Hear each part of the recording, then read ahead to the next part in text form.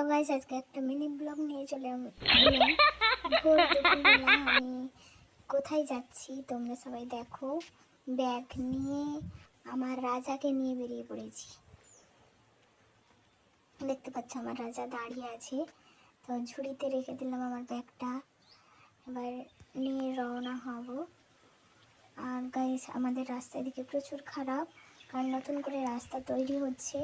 তো তোমরা দেখতেই পাচ্ছ, দেখো কত বড় স্টোন ফেলানো, আবার এদিকে ইট ভেঙে ফেলানো রয়েছে। এর মধ্যে সাইকেল চালিয়ে যেতে বহুত কষ্ট হয়।